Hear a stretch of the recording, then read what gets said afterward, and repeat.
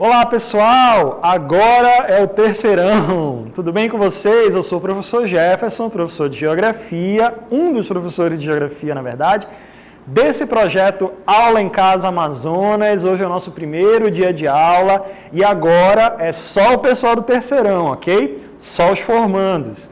Quem diria, né, que a gente ia estar numa situação dessa, que o último ano de vocês seria assim, não é mesmo? Mas vai dar tudo certo. Essa é a nossa primeira aula do Aula em Casa Amazonas, de Geografia, mas teremos aulas de todos os componentes aí, certo? Para o último ano de vocês não ficar, né, totalmente perdido, né? Lembrando que os professores de vocês e da escola de vocês estão com vocês, acompanhando tudo, certo? E nós também vamos trazer aí algumas informações para ajudar vocês aí nos estudos de vocês, certo? Para quem já estava acompanhando, primeiro ano que já está liberado, né? Não precisa assistir a aula. Segundo ano também já está liberado. O terceiro ano sempre vai ser as últimas aulas do dia, certo, pessoal? Primeiras aulas do primeiro, depois do segundo, depois do terceiro ano. Temos aí um comentário sobre a aula de hoje, né? Sobre o conteúdo, a nossa atividade e, em seguida, a nossa interatividade. Eu quero ver a participação no terceirão aí com relação às nossas atividades, ok? Pessoal, terceiro ano em Geografia. Vocês já estudaram muitas coisas aí ao longo dos anos, certo? Verificaram aí sobre continentes, sobre economia, né, sobre a natureza aí do mundo todo, sobre as comunidades diferentes aí no mundo todo e também na nossa região. Aqui no terceiro ano a gente vai verificar várias informações assim de caráter mais geral, né, mas também ligados aí ao território brasileiro e também à nossa região, porque quem está aqui, essa aula está sendo transmitida na cidade de Manaus, né? Mas quem está aqui em Manaus tem muitas relações acontecendo aqui, muitas decisões sendo tomadas aqui na nossa cidade que estão relacionadas com coisas de outros lugares aí do mundo. E isso acontece no mundo todo, certo? O que a gente vai começar a ver, o primeiro, né, desses elementos aí com relação às mudanças no espaço, as mudanças aí no mundo, é com relação à chamada urbanização. Esse é o tema da nossa aula de hoje, certo? Urbanização especificamente do Brasil, né? Desde as pequenas cidades, o histórico aí das cidades, até as grandes metrópoles brasileiras. Pessoal, o mundo é muito grande e o Brasil é um dos maiores países aí do mundo, né? A gente verifica que um país que já chegou a ser a sexta maior economia do mundo em determinado momento aí da história, hoje não é mais, tem paisagens que mostram um desenvolvimento urbano muito grande, certo? Como essas aí que a gente está vendo em várias cidades desenvolvidas do Brasil. Mas, ao mesmo tempo, o Brasil também é um país onde áreas muito precárias, né, áreas muito diferentes também existem, às vezes na mesma cidade, né, no mesmo espaço ali, paisagens muito modernas contrastam ali com paisagens bem, né, acabadas e tudo mais. Mas ao longo da história do Brasil, e a gente já falou isso lá com o pessoal do segundo ano mais cedo, né? Ao longo da história do Brasil, a gente verificou uma evolução cada vez maior no processo de urbanização. Para quem não lembra, isso aí é lá do sexto ano, sétimo ano aí da história de estudo de vocês aí. A urbanização é o processo de transformação do espaço, onde a gente já vê uma característica muito mais de construção humana, né? O que era antes, as árvores, as paisagens naturais, tudo mais, acaba virando uma coisa modificada pelo homem. Asfalto, casas, prédios, grandes obras, né? Redes de transporte, de energia elétrica, etc. Tudo isso vai trazendo uma cara nova para aquele lugar. Manaus um dia já foi muito rural, né? Já foi ali basicamente as comunidades ao longo dos rios, as vilas ao longo dos rios, e hoje em dia é uma cidade que a gente pode considerar como uma metrópole, né? A cidade onde você pode estar tem um nível de urbanização, não precisa ser Manaus especificamente, né?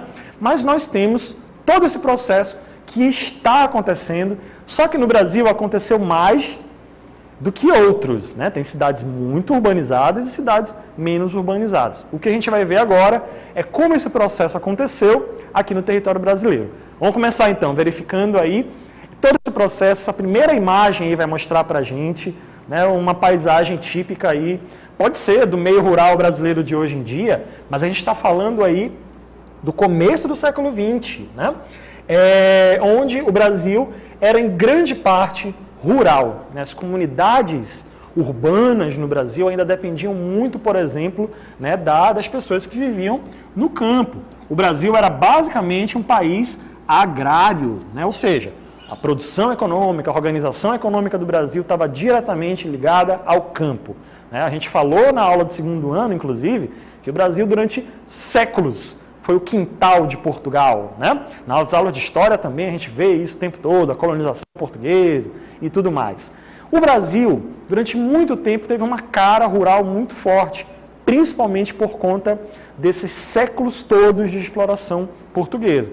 Quando o Brasil se tornou independente, começa aí, né, um processo de desenvolvimento urbano, as primeiras grandes cidades, as inovações tecnológicas vão chegando por aqui, as universidades e tudo mais, só que numa velocidade muito mais lenta e em poucas cidades, né? Vamos ver na próxima tela, inclusive, o ponto principal desse crescimento da urbanização, lembrando que a gente está falando de urbanização, de mudança, né, de uma paisagem natural para uma coisa, né, construída pelo homem, modificada pelo homem. No Brasil isso aconteceu como? Por volta ali do período final da década de 20, né, década de 30, quando aconteceu isso aqui, ó, a industrialização. Pessoal, quando a gente fala de industrialização, a gente está falando de um elemento chave, né, para o processo de urbanização de qualquer cidade. A presença de uma fábrica, pelo simples fato de que a presença de uma fábrica, ela precisa necessariamente de quê? Energia elétrica, tem que ter gente para trabalhar, tem que ter rede de transporte para o que aquela fábrica produz poder ir embora, certo? Então, a industrialização numa cidade, ela é um ponto muito importante para uma cidade se urbanizar cada vez mais, né? Essa aula está sendo transmitida em Manaus. Manaus, durante um bom tempo, na metade da década do século passado, né, cresceu muito a partir das fábricas daqui da cidade de Manaus, né, na antiga Zona Franca de Manaus. O polo industrial de Manaus acabou atraindo muita gente. Isso não aconteceu só em Manaus, aconteceu antes, né, muitos anos antes, lá no sudeste do Brasil, né, em São Paulo principalmente, que foi onde tudo começou. O processo de industrialização aumentou muito, a quantidade de fábricas muito grandes. Então isso acabou fazendo com que a área ali de São Paulo, Rio de Janeiro, acabasse indo na frente, né, das outras cidades. Por quê? As fábricas foram aumentando, as populações acabaram indo cada vez mais para aquela área por causa do emprego, né, oportunidade e tudo mais, e acabou concentrando grande parte da evolução urbana, da urbanização do país durante muito tempo naquelas áreas. Vamos continuar verificando mais algumas informações aí. Outra característica muito interessante no Brasil, isso também aconteceu no mundo todo, é o famoso êxodo rural, que a gente já viu, né, cansou de ver por aí. Eu não preciso repetir para vocês, certo? Né? Que é basicamente a saída de pessoas do campo para a cidade, motivado por fatores de repulsão, né? Que é o fato de que, em grande parte do interior dos estados, né, as pessoas têm poucas oportunidades de estudo, né? Poucas opções de universidades, os adultos, poucas opções de emprego fixo, de oportunidades na indústria, oportunidades com serviços diversos. Então, tudo isso são fatores de repulsão que fazem com que as pessoas se atraem para áreas mais urbanizadas, cidade grande, né, como muita gente fala. No Brasil, então, o êxodo rural aconteceu principalmente nas áreas de São Paulo e Rio de Janeiro. E aí a gente tem aquelas histórias, né, gente? Os nossos pais têm essas histórias, né, as pessoas lá da cidade de São Paulo, por exemplo, né, o principal exemplo é a cidade de São Paulo mesmo, onde a gente observa um movimento muito grande de pessoas indo para aquela cidade por conta do crescimento urbano, crescimento econômico, e fez com que aquela cidade crescesse muito em quantidade de pessoas, em elementos urbanos, e isso acabou acontecendo primeiro lá, né? Depois foi acontecendo nas outras cidades, principalmente as capitais dos países. É o caso de Manaus, aqui no estado do Amazonas, onde essa aula está sendo transmitida. Vamos para a década de 50, na próxima tela. Então, como a gente viu aí, São Paulo e Rio de Janeiro foram cidades que foram crescendo em ritmo acelerado. Aquilo que a gente falou, né? Oportunidade de emprego, renda, oportunidade de estudo, que não era comum no campo. A gente está falando aqui de década de 50, né? Brasília ainda nem existia, para vocês terem uma ideia. Então, essa área de São Paulo e Rio de Janeiro acabaram gerando aí uma concentração urbana muito grande. Muita gente indo morar, muitas escolas, as indústrias cada vez em maior número. Então, o processo de urbanização de uma cidade está diretamente relacionado às oportunidades que as pessoas podem ter naquelas áreas, né? Principalmente de emprego. A gente está falando aqui de dinheiro, né? E no mundo capitalista que a gente vive, a gente está falando de oportunidade de qualidade de vida, né? E São Paulo e Rio de Janeiro, durante muito tempo, concentrou, né, essa população toda. Na próxima tela a gente vai ver, inclusive, né, que o processo de urbanização acabou causando o que a gente conhece, que a gente estuda muito de geografia, que vocês vão ver muito aí também, chamado de metropolização, que é quando uma cidade cresce demais, né, com uma quantidade de pessoas gigantesca, é isso que está aparecendo aqui, né, concentração demográfica, em uma cidade que cresce muito, que ela se torna uma metrópole, mais de 1 milhão de habitantes, uma quantidade de prédios gigantesca, de indústrias, de serviços, de comércio, e isso acaba fazendo essa cidade ficar mais importante do ponto de vista econômico, né? E acaba atraindo muitas pessoas. Por isso que a cidade de São Paulo, durante muito tempo, acabou concentrando boa parte das migrações, Rio de Janeiro também. Quando a gente vê a metrópole regional aqui da nossa região norte, né, Manaus, e Belém também, né?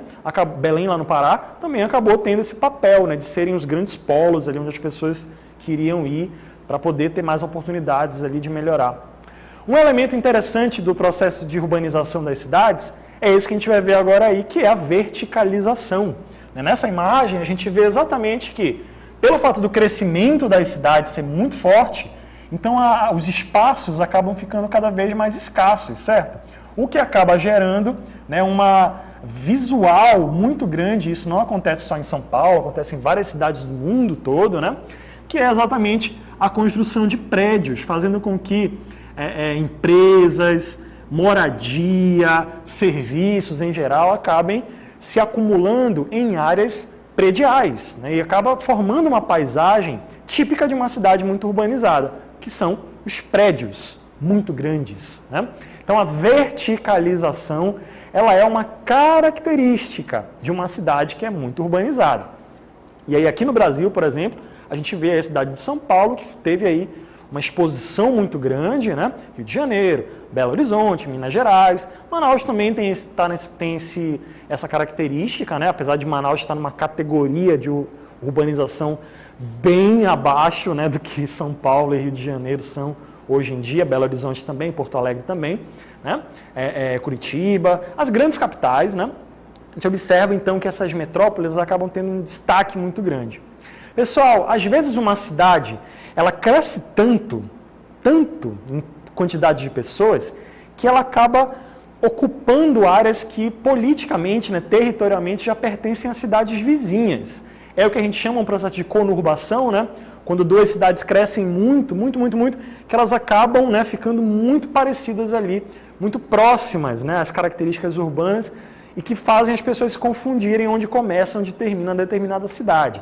E é aí que surge o conceito de região metropolitana. Outra coisa muito importante no estudo das cidades, que é quando uma cidade ela cresce bastante, duas ou mais cidades, né? O processo de aglomeração de várias cidades acaba formando, né, uma região de cidades próximas que acabam se juntando e formando uma grande região. Por exemplo, pessoas que moram em cidades vizinhas de uma grande capital acabam indo trabalhar nessa grande capital. Em São Paulo existe a região metropolitana mais famosa, né, que é a região metropolitana de São Paulo. Tem cidades vizinhas ali, Campinas, Guarulhos, Sorocaba. São cidades próximas, né, que são ali vizinhas e são tão grandes que acabam fazendo como se fosse uma coisa só. Em Manaus, nós temos uma região metropolitana, a região metropolitana de Manaus, mas ela já tem uma característica um pouco diferente das regiões metropolitanas lá do Sudeste, né? Manaus como uma grande metrópole e as cidades vizinhas aqui, né? Preto da Eva, Presidente Figueiredo e tudo mais. Foi uma decisão política, né, feita há algumas décadas para já abrir o caminho, né, para a evolução urbana das cidades vizinhas aqui de Manaus. Mas o pensamento, né, em uma região metropolitana é exatamente esse. Cidades que crescem muito, que acabam fazendo que aquela cidade central acabe tendo várias outras cidades tão grandes quanto. Né? Basicamente, isso é uma característica de áreas muito urbanizadas. Continuando, aqui no Brasil não foi só São Paulo. Né? A partir da década de 80, a gente observa cidades de médio porte também crescendo bastante. Manaus já passou desse processo nesse período, né? Por conta lá do polo industrial de Manaus, as fábricas, como a gente falou. Mas tem outras cidades do interior da região do Rio de Janeiro, de São Paulo, que já crescem bastante, no sul do país também, no Nordeste também, né? Bahia, a área ao redor de Fortaleza e tudo mais, acaba gerando uma desconcentração tanto urbana quanto industrial. Na próxima tela a gente vai ver, inclusive, né? Indústrias que acabam se localizando no interior dos estados e não mais na capital, né? É uma situação um pouco diferente do que acontece aqui na nossa região, mas em outras regiões do Brasil isso está acontecendo, né? Pessoas que já nem precisam ficar na grande capital de um estado, porque na cidade onde ele está já existe um desenvolvimento industrial e urbano já bastante adequado para as pessoas não precisarem se aglomerar em grandes capitais aí do Brasil. Pessoal, todo esse processo que a gente viu aqui no território brasileiro de maneira bem rápida, ele aconteceu em todos os grandes países desenvolvidos. Seja lá no Japão, nos Estados Unidos, nos países da Europa. O processo de urbanização está relacionado com esse crescimento de pessoas, de oportunidades, de construções e de elementos que a gente conhece como urbanos. Certo, pessoal? Finalizamos esse momento aí de conteúdo. Vamos agora para a nossa primeira atividade, a nossa dinâmica local interativa, a DLI. Vamos lá.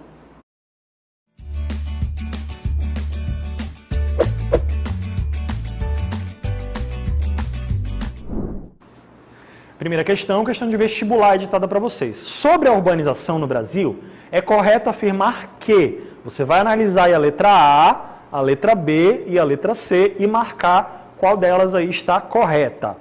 Segunda questão, quais os principais fatores que levaram à urbanização brasileira a partir da metade do século XX? O que aconteceu nesse período aí para fazer com que o Brasil se urbanizasse bastante, hein? Questões bem tranquilas, é a primeira aula do terceirão, então vamos começar bem tranquilo.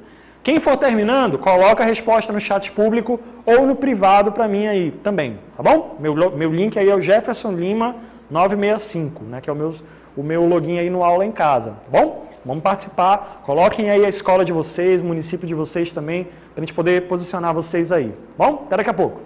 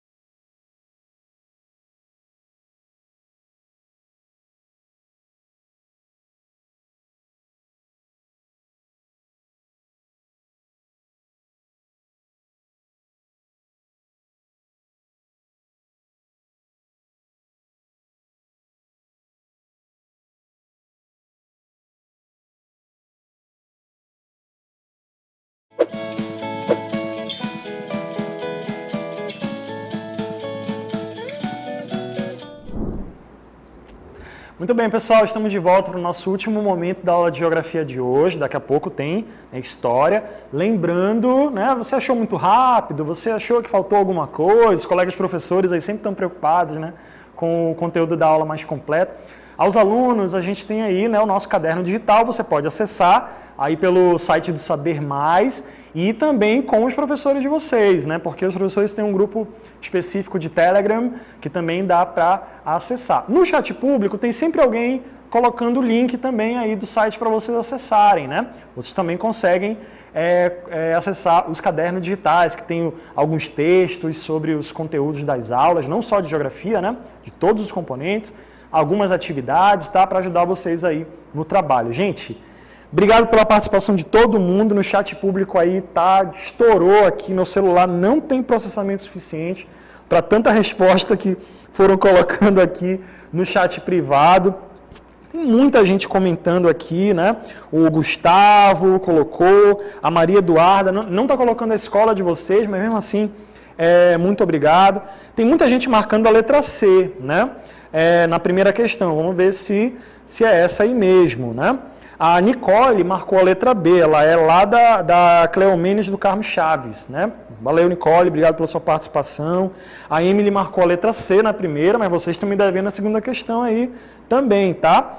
A Patrícia, né? Patrícia respondeu letra C, a Wilana, né? Tem muita gente colocando aqui os comentários, né? Larissa perguntando que perdeu os primeiros tempos. Larissa, se você for do terceiro ano, essa aqui é a primeira aula do terceiro ano, tá bom? Daqui a pouco tem aula de história. As primeiras aulas lá que começaram são do primeiro e do segundo ano, tá bom? A ordem das aulas é essa, tá bom? Se você chegou agora, chegou no horário certo, porque esse é o horário mesmo do terceiro ano. Cibele, né, Cibele com S também respondeu. O Israel respondeu letra C na primeira, lá da escola professor Luiz Gonzaga de Souza Filho, bem-vindo aí todos vocês. O Eduardo marcou letra C, a Stephanie, o João Paulo, lá da escola Ernesto Penafor. Tem muita gente comentando também aí, né? O Eduardo respondeu a primeira e a segunda, né? Mais ou menos, tá, Eduardo? Tem que desenvolver um pouquinho mais aí. O Smith Pinheiro marcou letra C e também comentou sobre a primeira questão, né? Tá bem simples aí, mas está valendo. Ele é lá da Solon de Lucena, né? Bacana, escola bacana. Aqui em Manaus, né? Aqui na cidade de Manaus, onde essa aula está sendo transmitida. Miss Littner, acho que é assim que fala seu nome, tá? Obrigado aí pela sua participação, respondeu a primeira, respondeu a segunda, lá da Escola Santana, né? Davi Júnior, não sei onde está a rapaziada do Madalena, né? Não sei. José Matheus, o Gideon Lima, a Laiane Gomes, está comentando aí alguma outra, comentou com um emoji aí, eu quero a resposta, não quero emoji, né? Obrigado aí pela participação de todo mundo, gente, não vai dar para falar participação de todo mundo aqui no chat privado, né? Mas obrigado aí. O Rafael comentou a letra C na primeira, ele é lá da Antônio Ferreira de Oliveira, lá em Tapauá. Eu realmente fiquei muito surpreso, porque tem gente do terceirão aí, não só aqui de Manaus, né? Tem gente do interior também participando com as aulas, né? As aulas do interior vão ser um pouco mais diferentes e tal, mas que bom que já tem gente aí do interior do Amazonas acompanhando com a gente, tá? Bom, gente, vamos para a correção. Obrigado pela participação de todos vocês aí no chat público. É isso mesmo que a gente quer, né? Comentários ali com relação à nossa atividade de hoje, né? Então, agora sim, vamos para a nossa correção das nossas atividades. Duas questões da nossa atividade de hoje, certo? A primeira questão é de marcar, né? Você tem aí uma questão de vestibular, né? Onde você tinha que marcar a alternativa correta sobre a urbanização. A alternativa correta aí, gente, é a letra C. Todas as alternativas estão corretas, né? Porque na letra A ali, realmente o crescimento dos centros urbanos do Brasil trouxe consequências, tal, porque tem muita gente morando, né? Tá certo. A letra B está dizendo aí que tem a questão da marginalização de pessoas, áreas sem infraestrutura urbana, aquilo que a gente falou no comecinho da aula, né? Então, a alternativa correta na primeira questão é a letra C, né? Onde está aparecendo aí, né, tem todas essas situações que a gente mencionou ao longo da aula, que tem muitas áreas ali, mais ou menos organizadas e tudo mais. Então, primeira questão é a letra C. Segunda questão, quais foram os principais fatores que levaram à urbanização brasileira a partir da metade do século XX? Pessoal, muita gente colocou Revolução Industrial, por exemplo, né? Mas a gente está falando aqui de Brasil, né? A Revolução Industrial, ela é lá do século XVIII, né? Começou no Reino Unido, tudo mais. Especificamente no Brasil, a gente observa, lá na década de 30, houve a chegada das indústrias lá em São Paulo, né? Quando as pessoas começaram a se atrair pelo quê? Aquilo que a gente falou na aula, né? Oferta de emprego nas fábricas, no comércio, né? Também nos serviços. E a gente observa exatamente aquilo que a gente falou na aula, né? O fato de que com a presença de uma fábrica, ela acaba, né, tendo que ter redes de transportes, energia elétrica, tem que ter gente para trabalhar. Então isso acabou gerando, né, um interesse muito grande para as pessoas irem morar nas grandes cidades que foram crescendo cada vez mais. Certo, pessoal? Gente, finalizamos a nossa aula de hoje. Eu espero que vocês tenham gostado. Essa foi só a primeira aula, né? Geografia, tem todas as outras aulas ainda para vocês acompanharem. Lembrando que amanhã e quarta-feira não teremos aula por conta do Enem, né? Virou ponto facultativo, mas na quinta-feira eu estarei de volta com vocês aí para mais atividades, certo? Muito obrigado pela participação de todo mundo lá no chat público e no chat privado. Agora vocês ficam com mais uma aula do terceiro ano, uma aula de História com a professora Isabel. Bons estudos e até a próxima!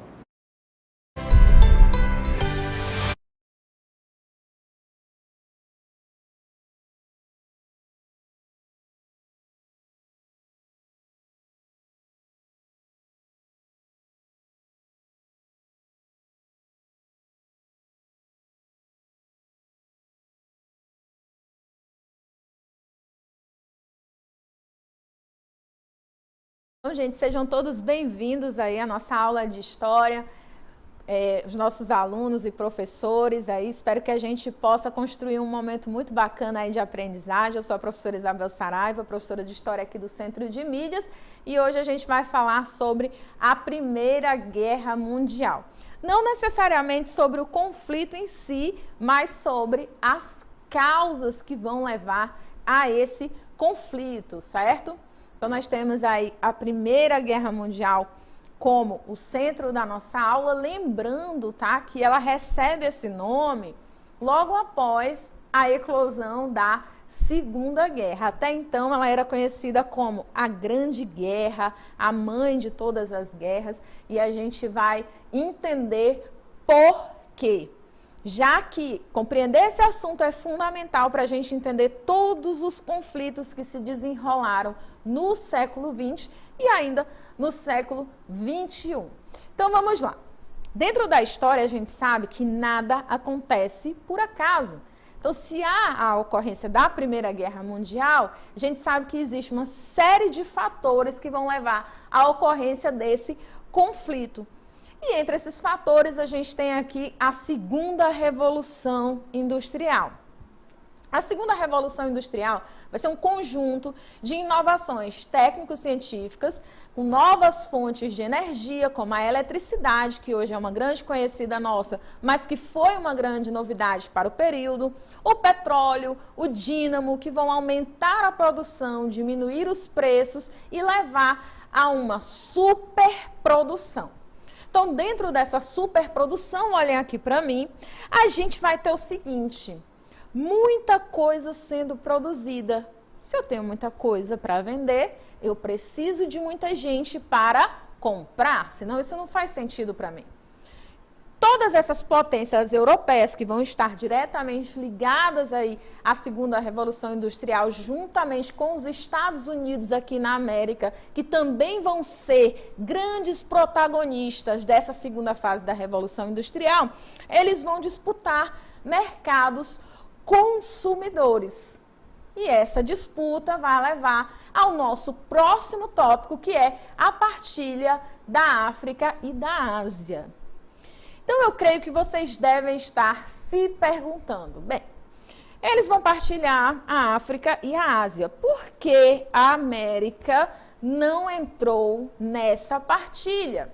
Porque a gente tem aqui os Estados Unidos como grande potência e os Estados Unidos vão estabelecer aí o grande slogan: a América é para os americanos. Então, já deixando bem claro que aqui não, ó, vão disputar lá na Ásia e na África, que inclusive eu vou para lá também, e a América aqui já é minha, desde que eu tomo conta. Entenderam? Então, vamos lá ver como se deu essa partilha da África e da Ásia, né? Vai haver uma conferência de Berlim, em 1884 e 1985, que vai definir o princípio da efetividade. Esse princípio vai dizer que a garantia dos domínios vai estar diretamente ligada à ocupação. Então, se eu ocupo, eu domino. Então, a gente vai ver aqui que está tudo muito bonitinho no papel, mas é preciso a gente entender o seguinte, olhem aqui para mim mais uma vez. Essa partilha vai estar cheia de conflitos, principalmente por quê? Porque a Alemanha e Itália vão passar pelo que a gente chama de processos de unificação tardia, enquanto as outras potências europeias, como Portugal, Espanha, Inglaterra, França, já vão ter passado por esse processo de unificação séculos antes. A Itália e a Alemanha passam por esse processo no século XIX. Isso vai fazer com que eles estejam um passo atrás na disputa por essa partilha de territórios na África e na Ásia. Só que eles chegam depois, mas eles não querem deixar de sentar na janela, eles querem o seu pedaço de território. E isso vai dar o que falar, vai trazer grandes conflitos. É por isso que a gente vai ver a conferência sendo realizada em Berlim, orquestrada aí pela Alemanha recém-unificada, certo?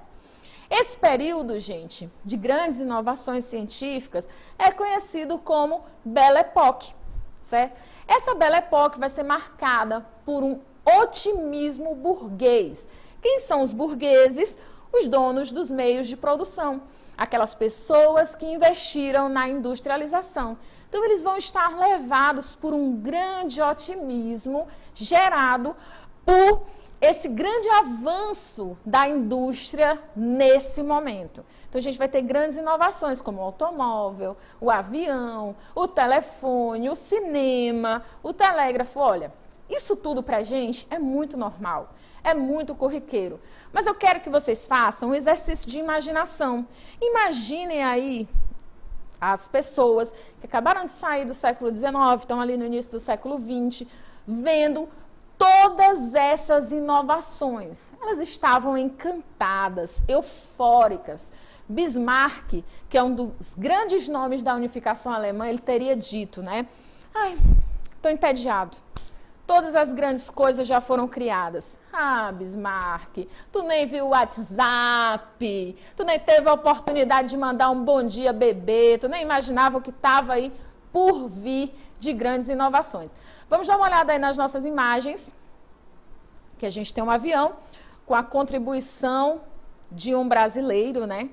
Grande orgulho nosso, Santos Dumont. Os Estados Unidos, eles querem requerer esse título, né, de que eles é que têm aí os pais da aviação, com os irmãos Wright, mas a gente sabe que Santos Dumont é o grande responsável por construir uma máquina que levantou voo do solo sozinha. Então, a Raul Santos Dumont é nosso, né?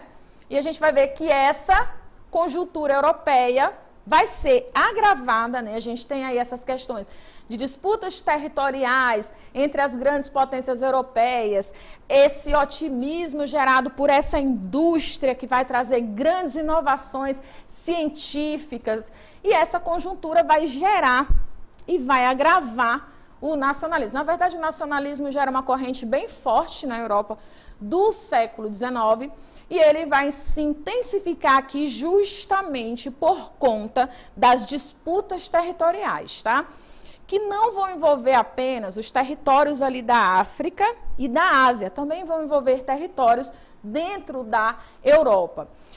Se você parar para prestar atenção, que é uma coisa que eu sei que vocês vão fazer, poderosos, absolutos, estão chegando aí no 3º ano, finalizando essa etapa da educação básica e breve vão partir aí para o ensino superior, vocês vão ver o seguinte, que ali, na origem de todos os conflitos da Primeira Guerra Mundial, está a disputa por territórios. Território é poder nesse momento, tá? Então, a gente vai ver que essa disputa por territórios, como vai aparecer aí pra gente no nosso texto, ela vai intensificar a exaltação do movimento nacional, né? Então, a gente vai ver esse nacionalismo sendo levado aí aos extremos nesse momento da Primeira Guerra Mundial. Quero retomar aqui até uma cena, gente, do Capitão América, que ele vai se alistar na guerra, né? E ele tem aquele forte sentimento de que vai defender a pátria dele, é uma cena bem marcante do filme. E aqui, nesse momento, é claro, né, que a guerra não eclodiu ainda. Eu estou adiantando aqui um pouco os assuntos, só para vocês perceberem como essa questão do nacionalismo era intensa. Os jovens na Primeira Guerra, eles vão se alistar voluntariamente, quer dizer, uma parte deles, né, claro.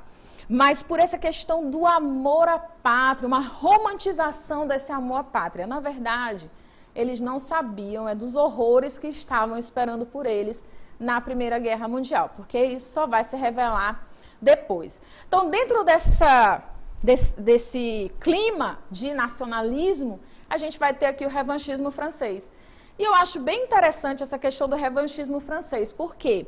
Lembram que eu citei para vocês que a Alemanha passou por um processo de unificação tardia. Essa unificação da Alemanha, ela se dá a partir de uma guerra contra a França. Então, no momento que a Alemanha, ela vai ganhar a guerra contra a França e declarar aí a sua independência enquanto país, né? Ela vai fazer isso tudo dentro do Palácio de Versalhes. E isso vai ser considerado pelos franceses como uma grande humilhação. E é daí que vem esse sentimento de revanchismo francês. Os franceses vão alimentar um ódio pela Alemanha, motivados aí por esse processo de unificação da Alemanha que vai se dar dentro do território francês, tá? Aí nós vamos ter também movimentos, né, que vão pregar que todos os povos da mesma origem devem pertencer ao mesmo território, devem se irmanar, fazer parte de uma mesma nação. E aí a gente tem o pan-germanismo, que vai ser um movimento originário da Liga Pós-Germânica, formado em 1886, que vai preconizar a expansão da Alemanha com a incorporação de todos os povos de origem germânica que habitam a Europa. E temos também o pan-eslavismo, que é um movimento que vai defender a unificação política dos povos eslavos da Europa Oriental em um único país, a Grande Sérvia. Esse projeto nacionalista da Grande Sérvia vai ter origem no processo de independência do país em 1878 e vai ter como grande madrinha a Rússia, que tem um interesse muito forte aí de ter uma influência política sobre esses povos, né? Em 1808, a gente vai ver aí como fruto desses movimentos a questão dos Balcãs, né? Onde a Áustria vai resolver anexar ao seu território as províncias turcas da Bósnia e da Herzegovina. Eita, quase não sai o nome, mas saiu. Cobiçadas pela Sérvia e pela Rússia. A Sérvia, especialmente, tinha um interesse especial aqui, nessa região dos Balcãs, que fica ali entre o Mar Negro e o Mar Adriático, porque ela queria uma saída para o mar. Então, aqui vocês observam o que eu coloquei já nessa aula, que ali na origem dos conflitos da Primeira Guerra Mundial está a questão do território. Eles disputam território, eles querem se expandir as suas áreas de influência. Então, nesse período que a gente viu que a indústria ela está contando aí com grandes avanços tecnológicos, os países eles começam a se armar. Então, toda essa indústria aí, ela vai se voltando aos poucos para a produção de armamentos eficientes na questão de matar. E você deve estar se perguntando, por que isso? Por que que eles vão se armar nesse período que inclusive fica conhecido como o período da paz armada? Porque teoricamente não há um conflito, mas eles estão produzindo armas. Porque a guerra era iminente, ou seja, todas as grandes potências sabiam que ela ocorreria a qualquer momento. Então, eles começam a voltar às suas indústrias para a produção de armas, e armas que têm uma capacidade de matar que o mundo jamais viu. A Primeira Guerra assombra o mundo de tal forma que toda a humanidade vai ficar traumatizada, porque nunca se matou tanto com tanta eficiência. Infelizmente, isso hoje é comum para a gente sabe do poder das armas de fogo, mas nessa época não era uma novidade, certo? Então a gente vai ver aí, mais à frente, que ao tempo em que eles investiam em armas, na chamada paz armada, a gente vai ter também a formação de alianças. O inimigo do meu inimigo é meu amigo. Cara, isso é um trava-língua. Olha, ganhei uma estrelinha agora, porque eu sempre erro isso, mas agora eu acertei. O inimigo do meu inimigo é meu amigo. Então, eles começam a formar alianças dentro da Europa para se fortalecer. Na verdade, os grandes líderes, que não eram burros, né, eram pessoas muito inteligentes, sabiam que o conflito ele ocorreria a qualquer momento. Agora, na inocência deles, eles subestimavam o poder do inimigo e acreditavam que eram melhores, que eram superiores e que iam dar cabo do conflito rapidinho, alguns meses, umas semanas, alguns meses. Lê do engano. A Primeira Guerra vai durar muito mais que isso e vai trazer consequências muito longas, que a gente sente, inclusive, nos dias atuais. Vamos dar uma olhadinha aí nas nossas alianças? Então, eles se armam, formam essas alianças, e a gente vai ter aí a Tríplice Aliança, formada pela Alemanha, Áustria-Hungria e Itália. A Itália também conhecida como vira-casaca, porque depois ela muda de time, né? Mas isso a gente vai ver na nossa próxima aula, quando a gente trabalhar a eclosão do conflito de fato. E a Tríplice Entente, que tem a Inglaterra, a França e a Rússia. Como vocês podem perceber, esse momento ali em que eles estão se preparando para a guerra vai acontecer a qualquer momento, né? Então, eles só precisavam de uma desculpa, de um motivo, de um estopim para poder dar início ao conflito. E isso vem no dia 28 de julho de 1914, com o assassinato de Francisco Ferdinando, tá? Esse contexto do assassinato do Francisco Ferdinando, eita, que a língua está demais, e as consequências de tudo isso, a gente vai acompanhar na nossa próxima aula. Vamos agora, através de uma imagem, fixar essas alianças desse momento. A gente tem aí, né, de um lado, Alemanha, Itália e o Império Austro-Húngaro, e do outro, Inglaterra, França, né, e a Rússia, formando aí dois grandes blocos para a iminência do conflito. Então, gente, espero que vocês tenham aprendido bastante nesse nosso momento de aula, observado todas essas condições que vão gerar a Primeira Guerra Mundial, e eu quero convidar vocês a colocar esse conhecimento em prática através das nossas questões na DLI. Vamos lá?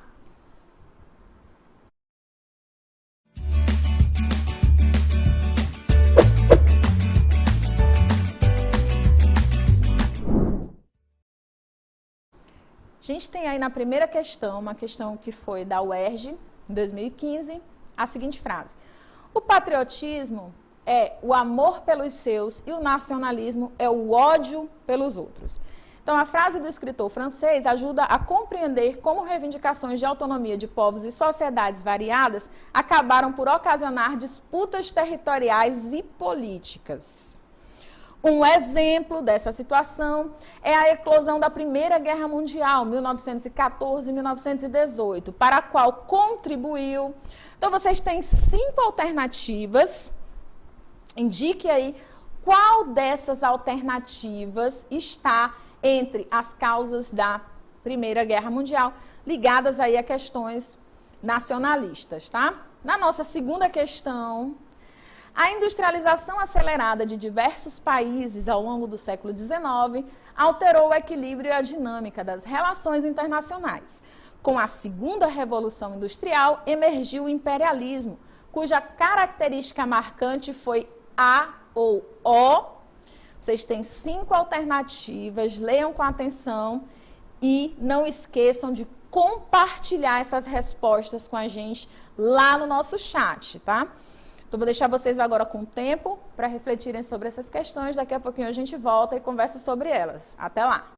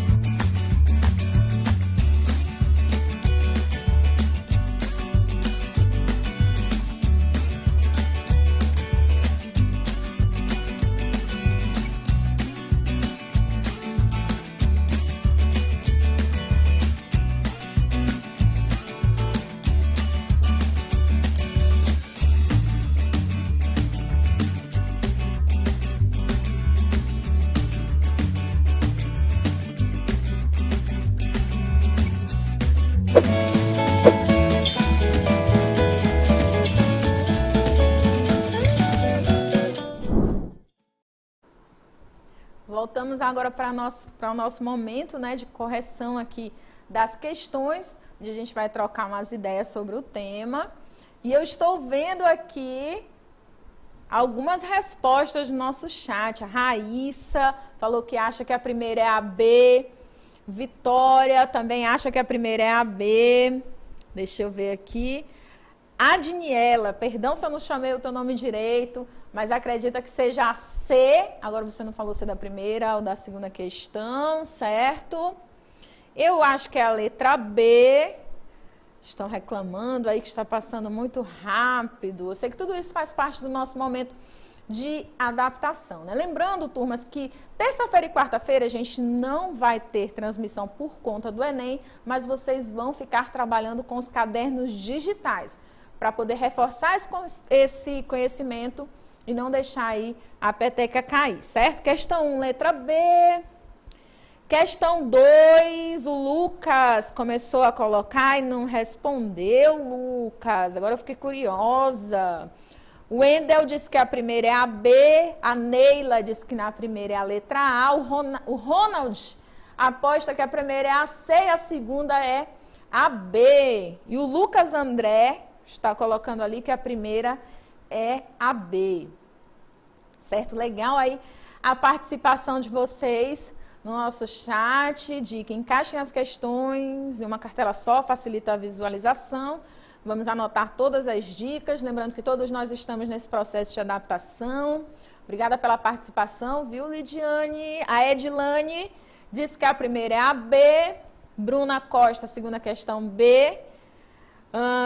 Luciana, já é a última aula do dia, desse momento da manhã, sim, Luciana, tá? Marcos Vinícius, a mesma pergunta. Aqui temos a Camille, que diz que a primeira é a B e a segunda é a C. Muita gente respondendo aí no nosso chat, gente, que bacana a participação de vocês. A Maiara disse que é C e B, eu acho. Será, Maiara? Vamos lá, a Maiara está indo aí contra a maioria, que diz que na primeira questão é a letra B. E o Matheus disse também que a sequência das questões é a letra B e C. Na segunda nós temos aí, deixa eu ver, o João Vitor, dizendo que a segunda é a letra B. Deixa eu ver aqui quem mais. Ângela, segunda questão, letra B. Eduarda está dizendo que passa muito rápido. Esse período de adaptação, Eduarda, vai tudo melhorar, tudo vai se encaixando e vai dar tudo certo, com muita fé em Deus. Vitor, Gabriel, primeira B, segunda C. Isabel Santos, olha minha xará, sou da escola professor Otávio Mourão. Prazer, xará. Segunda questão, letra C, Ernesto. João Fabrício, segunda D. Vão dar merenda. Também estou com fome, Douglas. Mas acho que a merenda vai ter que ser aí por casa mesmo. Vamos lá, acho que a primeira é a letra C, a Cíntia. Temos lá a Taíli. Ai, gente, perdão se eu não pronunciar o nome de vocês direito, tá? A primeira é a letra B, a segunda é a letra C. Cadê? O pessoal tá com fome, já tá falando até em farinha láctea ali. Jandeilza diz que a questão 2 é a letra C. Então vamos lá, gente, vamos comentar aí as nossas questões, né? Eu adorei essa participação aí no chat, compartilhando aí inclusive o momento da fome. Deve ser porque está se aproximando a hora do almoço, tá? Mais uma vez, queria parabenizar todos vocês, porque chegaram até aqui, vocês são incríveis. A gente está caminhando aí para esse último ano da educação básica, o terceiro ano. Parabéns. Mantenham aí o foco, mantenham os objetivos. Nesse momento vai passar. Todos nós acreditamos nisso, vamos manter a fé. Lembrar mais uma vez que terça e quarta-feira nós não vamos ter transmissão por conta do Enem, mas que vocês vão trabalhar em casa com os cadernos digitais. Também lembrando, gente, mantenham a rotina de estudo de vocês, tá? Isso é muito importante para fixar o aprendizado, tá? Vamos aí à nossa primeira questão, que a gente falava lá do patriotismo, né? E vocês tinham que escolher entre 5 alternativas qual era aquela que estaria ligada à eclosão da Primeira Guerra Mundial. É claro, a partir do que a gente colocou aqui. E entre as 5 alternativas aí que ficaram para vocês, a nossa resposta correta é a B, a expansão do ideal pan-germânico, né? A gente vê que esses ideais nacionalistas, eles vão estar aí diretamente ligados a esses conflitos que vão levar aí à Primeira Guerra Mundial. Uma guerra que tem vários fatores, mas que se a gente for analisar mesmo ali com a lupa, bem de perto, a gente vai ver que a questão da disputa territorial está muito ligada a todos eles. E isso vai aí exacerbar esse sentimento nacionalista, que vai ser uma das causas aí da eclosão da Primeira Guerra Mundial, certinho?